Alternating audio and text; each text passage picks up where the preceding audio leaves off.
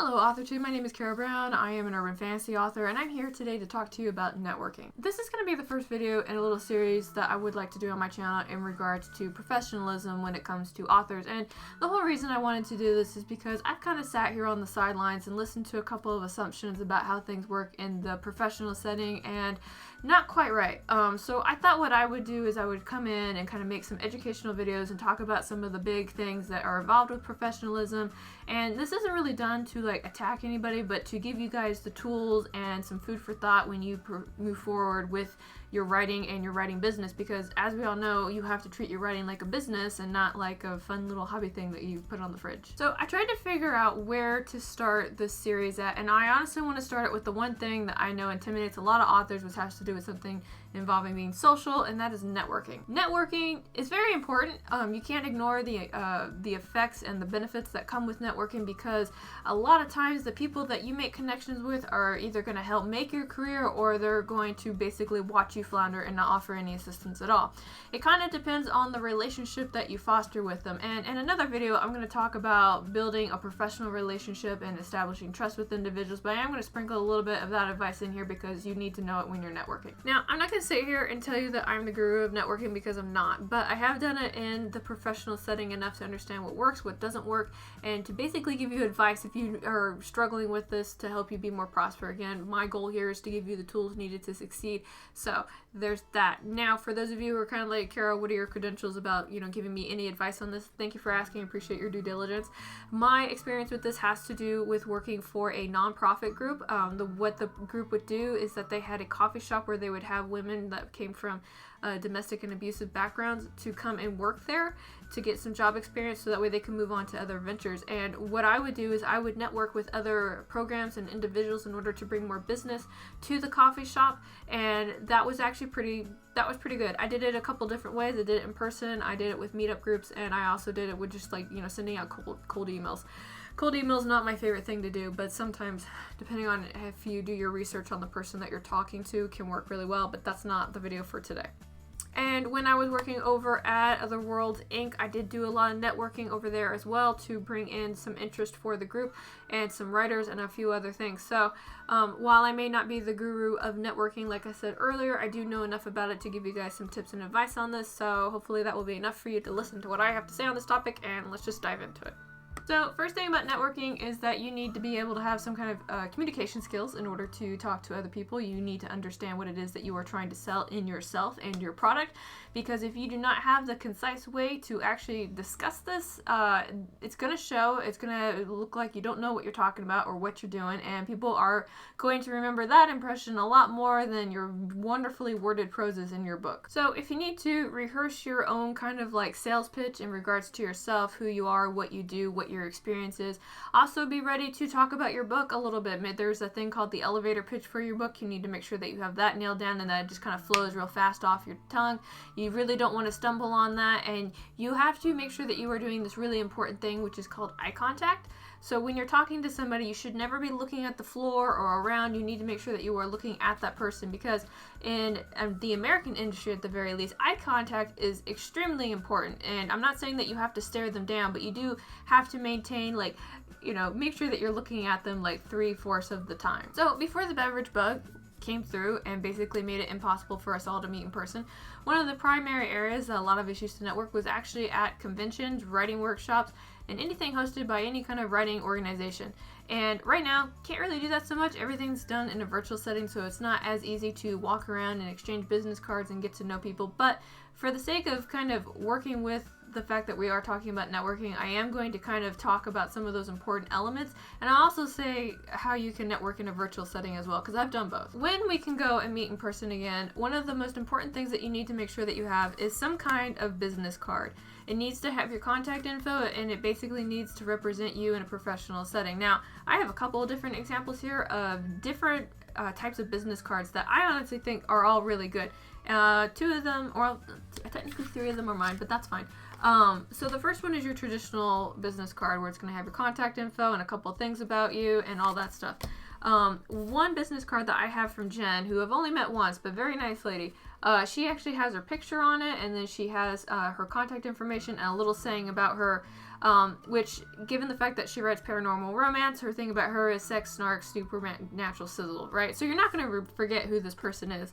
So when you make your business card, make sure there's some kind of sentence or something that's going to trigger a memory about who you are. Now, another concept that is really useful for authors is actually to make a bookmark. These are really useful. These are appropriate for authors, and if you have a book out, no better way to actually market your stuff.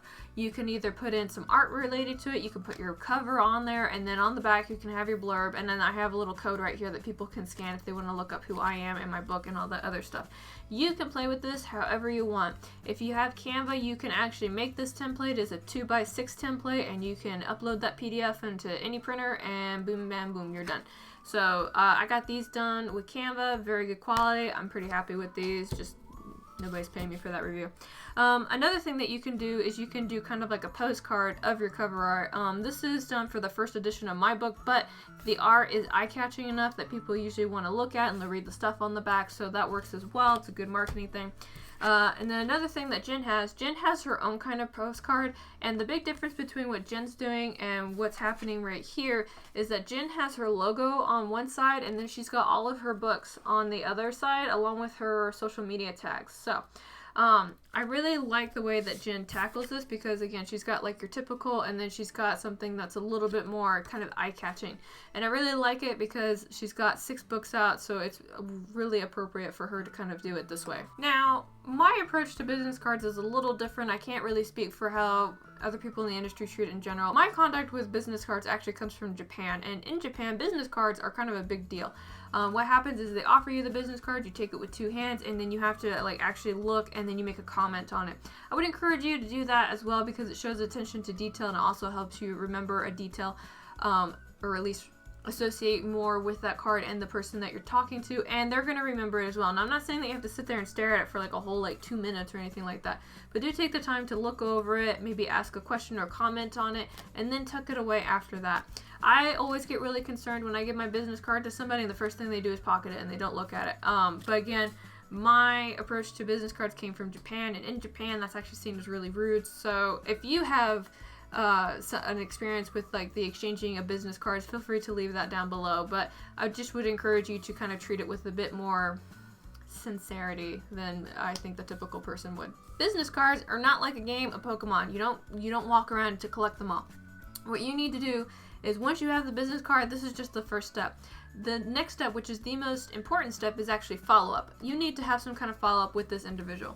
An example that I can give you is that I went to a writing seminar that was hosted by Desert Road, which is a chapter part of the RWA, and they were basically hosting free workshops, and they were having good, healthy discussions, and I made a connection with one of the individuals who did professional development for writers and for publishers, and I was like, that's a great contact to make. And so she and I had a good dialogue, and we exchanged some information, and we exchanged business cards. First thing I did when I got home is I sent her an email and said, hey, I met you at this thing. It was really good to talk to you, and I'm looking forward to connecting with you more. And she sent me an email right after that saying that she couldn't wait to see me again, and when we ran into each other, she remembered my face and she remembered my name, which are always good signs when you're trying to network with people. Now, the difficulty that some people may encounter with networking is, again, networking is not like a game of Pokemon where you have to catch them all. There is a professional relationship fostering that does need to happen here. You do need to have some kind of regular correspondence. You do need to do follow-up. You do need to make sure that you are showing that you are invested in this person and what it is that they're doing. And if you only talk to this person when you need something from them, then you're not really going to get past a typical like client relationship with this person, and that's how they're going to treat you. Networking is a little bit more in depth with that, because if you show that you're invested in what they're doing, they're going to also show investment in what you are doing, hopefully, and then they'll be able to help take you further. Remember that networking is extremely important, especially when it comes to marketing, because one of the things that you do want to have happen is you do want people to talk about your work and what it is that you're doing. But if everybody just kind of knows you as like a sleazy salesperson who's only pitching their book and not really caring about the people around them, don't know what to tell you, you're probably not going to get very far with that. And since we did talk about sleazy salespeople, I do probably should bring up this next part where you do have to protect yourself from individuals who would look to take advantage of you as well.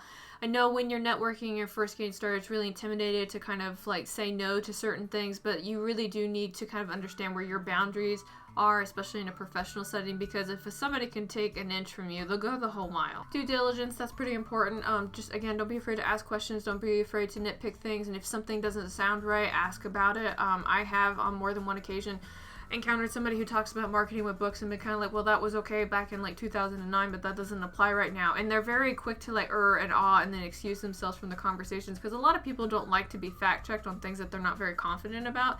And the last thing that you really need is somebody trying to take you for a ride. So again, you don't have to be quite as assertive as I am on things, but you can still ask questions. Maybe ask what their reference and their resources that they're pulling their information is from, because if they're just pulling it out of their butt, then they're not going to know what they're citing from. So the other thing about networking, at least when you are doing it in a non-virtual setting and a little bit in a virtual setting, is that your dress and appearance is also going to leave an impression on individuals. I'm not going to lie, if I go to a physical event and I see somebody who's just kind of like in a wrinkled shirt with like messy hair and they've just got shorts on and everything else, I really am not going to be very interested in networking with that person, and I don't care how much of a genius they are or how much of a visionary they are. I need individuals to have some kind of idea of what professional dress is, and if they can't do something as simple as comb their hair and wear slacks and something like that, then yeah, I'm gonna have thoughts, and I'm probably not gonna want to connect with that person. And the main reason is because that's not part of my brand, okay? That's not part of my brand. And when you connect with individuals, you do need to make sure that they are part of what you would like your brand to represent. So if you don't know what your brand is already, you need to sit down and hammer out the 3 things that you want people to think of when they think of your name, and make sure that that's something that you are continuously promoting on the internet. And since we're talking about internet, now we have to talk about when people decide to look you up after talking to you. If anybody's interested in knowing anything about you or wanting to work with you, as soon as they get done talking to you and they've got your business cards and your contact information, they are going to go and look you up. They are going to check out your social media, they are going to look at your digital footprint, and they are going to see how you conduct yourself online. If you are the type of person that says very outlandish things on various topics and you like to provoke controversial discussions via trolling, those people are probably not going to want to connect with you very much, unless that's, again, part of their branding. So keep an idea of what it is that you are kind of sending out there for people to observe, and this includes in live streams as well, if you are somebody that live streams. So if you have questionable conduct and then you go out and you try to give your business card to somebody and they pull up one of your live streams and you're doing something completely wonky because you were too busy doing whatever on your live stream, just know that they're probably not going to want to connect with you after they see that, because again, branding, and that's a thing. The next thing that you do need to make sure is that you have some kind of website. Have a website that you update like on a weekly basis, whether it be like a blog post, or you can put like your videos from YouTube on there, or just something. Just keep it relevant, show that you were there, and make sure that it is got no typos, got no spelling errors, all that stuff, because again, first impressions, these people are looking into you because they want to see if you're going to be part of their team, and if they see that you were sloppy with things, then maybe not so much. So again, just to summarize all that, when it comes to your digital footprint online, make sure that your conduct is appropriate, that it is going to represent a professional environment, and that you have it updated on a semi-regular basis to show that you are keeping on top of the things that are related to you. That's what you would do kind of like in a traditional setting. You know, you go to a place, you meet face to face, people remember all that stuff, but now we're kind of like in a situation where we can only really discuss things like online, and that we can only really talk to each other via text. This gets a little bit more tricky because a lot of individuals have an idea about how to do text-based communication, and it is not quite the same as what it should be between professionals. So I'll go ahead and say it. Grammar is important, tone is important, and making sure that you have things, if you're talking about like emails, you know, you're going to say dear that person's name, you're going to write your message and then end it off with like, you know, looking forward to hearing your answer, and then your name under that. You have to have appropriate letter format for that, because if you just send an email saying, hey, when are we meeting today, that's going to set off kind of like a weird tone, especially if you don't know this person very well. There's a big difference between talking to somebody that you're just starting to network with and then having a correspondence with somebody that you've been friends with for 10 years. So just be aware that those two are not going to be the same, and just be really on top of it. Also, do not make assumptions in your text-based communication between individuals. Remember that the people that you are talking to do not see your face and they do not hear your voice, so therefore whatever you type, they're not going to be able to pick up the same inflection as what you think is going to be sent. So And if you are not quite sure, have one of your friends read the email and say, hey, does this read clearly to you? And if they say yes, go ahead and send it. If not, change it. And just kind of be aware of that, because if there's one thing that I usually see when it comes to any kind of text-based communication, it's that a lot of people do not take the tone that you want to be taken away from what message you are sending. So just remember that. So I do want to hammer again that when you do make these contacts, that you do maintain some kind of regular correspondence with these individuals, because if you don't, then the relationship could be damaged. And if you only approach these individuals when you need something from them, they're not going to forget that.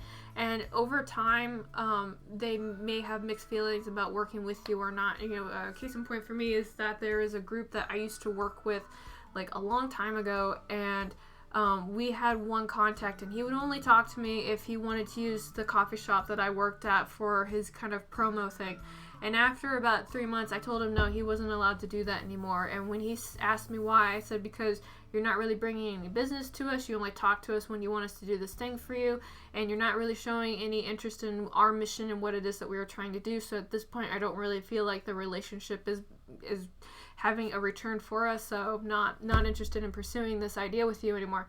And that's how that went down. There was definitely some thoughts and feelings that happened afterwards, but again, if you only have somebody that's looking to take from you and they're not giving you anything in return, you really do need to consider this connection that you have and if it's worthwhile in having. And more than likely, if they're acting like a leech, they are a leech, and you really don't need that. So just let it go. So that is pretty much the skivvy on networking and what it is that you need to do. Now, I know a couple of you are sitting in your chair going, Carol, I am not a social person. I don't have social skills. This is just not a thing that I can do.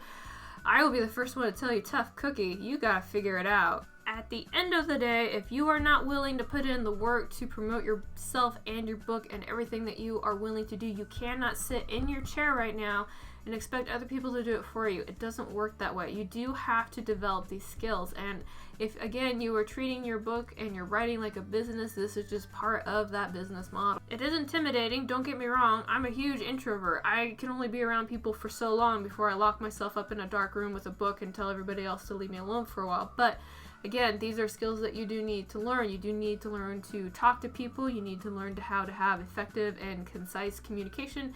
And you also need to understand nonverbals. And there's a whole video on that I would like to do later in regards to when you should pretty much end conversations or let things go. So I threw a lot out there for you guys to consider. Now I'm going to give you guys a homework assignment, which you didn't ask for, but we're going to do it anyway. Your first homework assignment is, what is the elevator pitch for your book that you are working on or that you are trying to promote at the moment? Remember that your elevator pitch needs to be between 1 and 3 sentences and needs to be said within the span of 60 seconds. The elevator pitch may take you a little while to figure out, which is why I'm kind of encouraging you guys to work on it now versus later. My elevator pitch for my book is, a man-eating monster learns to make friends and find love, which is kind of intriguing enough to get somebody's attention and ask questions, and also concise enough that I can say it real quick and move on with the conversation. Your second homework assignment is, what is your sales pitch for yourself? What is it that you do, and why is that useful to other people? Be ready to answer that question. Also be ready to answer a lot of questions either about writing or about the publishing industry itself, because people are going to ask you things. Also be kept up to date on what's going on in your industry, because if somebody asks you a question, you're completely clueless about it. Again, impressions matter. That's going to leave a big one. And the third homework assignment is, you need to determine what kind of physical reminder that you are going to give to people to help remind them who you are later on. And again, a refresher, you can make traditional cards, you can do ones with your picture on it, you can do bookmarks, you can do postcards, you can do whatever it is that you want to do, but think about how you want that to look and then see about what options that you have out there that you can use. I personally, as a writer, would really recommend doing bookmarks, because those, again, have a utilitarian use and they are a bit more eye-catching. But again, I understand at the same time that sometimes going to Vistaprint and making the cards here is a little bit more of a feasible option. So whatever it is that you decide to do, start thinking about it now, maybe go and design it and just kind of move forward with that. And if you gotta print it like on your printer at home and just cut the papers out, I mean, don't recommend it, but at least it's something. Now, I know I threw a lot of information out there. I may not have covered all the bases, but I did try to cover all the big main points that I wanted to share with everybody here. Now, if you have a question about networking, or you have like a situation that you would like to be dived into, I got a comment section down below. Please feel free to leave that question. I'd be happy to answer it, and if I don't know the answer, I will look it up and find somebody who does have the answer for you. If you have a networking tip yourself that you would like to share, feel free to leave that down below too. Again, like any feedback for anybody who's trying to professionally develop themselves in this area, totally welcome. Let's just go ahead and make sure that we got a good knowledge base down there for people to draw from. So that's all I got to say about networking. Thank you guys so much for coming in here and hearing what I got to say about this topic. If you guys are interested, I wrote this book right here called Queen of Swords and Silence. There's a link in the video description down below if you'd like to check it out. Down in that video description as well, I also have a lot of information in regards to the Evergreen Writing Retreat, which is coming up pretty fast. It is a free web-based seminar where you can basically come in and you can learn about things from series Bibles to self-care, outlining. We got it all. And if you need more information about that, again, link to that is down below. The attend button is not live at the moment, but the moment that it becomes live, you can come in and you can... There's really no seats to reserve. You can just come in and hang out and take all your notes and make sure that you guys got those fingers ready, because we're going to have a lot of good information to share with y'all. That's the end of my self-promo. Thank you guys so much, and I will talk to y'all again real soon.